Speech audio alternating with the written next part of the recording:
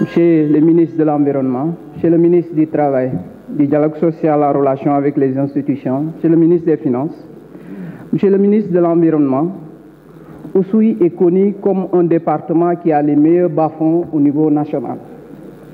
Mais malheureusement, l'agriculture pratiquée au niveau de la zone c'est de l'agriculture vivrière et non commerciale.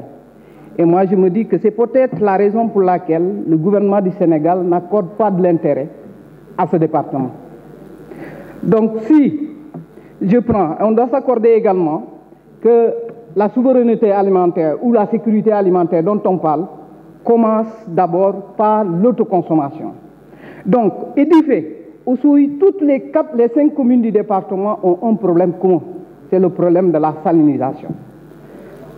Si nous prenons par commune, la commune d'Omolom, il y a un village qui s'appelle Samatit, il ne reste que peut-être 5 ans, le village, la population ne pourra plus cultiver parce que la marée salée aura remporté toutes les rizières.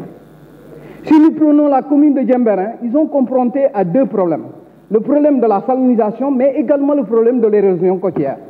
Donc, Oussouye n'est pas doté en matériel d'équipement pour transformer l'agriculture. Mais au moins, accompagner cette population en les aidant juste à protéger ces rizières.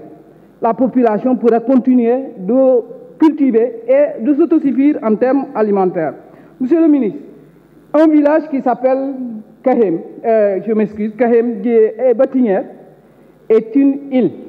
Mais dans Batinière, ils ont l'un des meilleurs rizières au niveau du département. Mais malheureusement, il n'y a pas d'appui et il faut protéger ces rizières pour permettre à cette population de continuer leur activité. Parce qu'à part la pêche, ils n'ont que l'agriculture et c'est l'agriculture, comment dire, la culture du riz.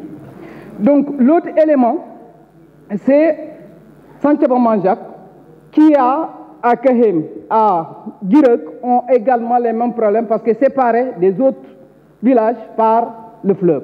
Donc il faut faire des efforts pour essayer d'accompagner ces populations. Monsieur le ministre des Finances, ça sera la première fois que je vais plaider pour l'augmentation d'un budget, et ça sera le budget de l'environnement. Parce que pour moi, il y a beaucoup à faire dans ce secteur pour essayer d'accompagner la population. Monsieur le ministre de l'Environnement, je vais terminer par une question. Dans le budget de cette année, j'ai vu que vous avez, il y a une programmation, une budgétisation pour le parc de la base Casamance. Et nous savons nettement que le parc n'est pas totalement opérationnel.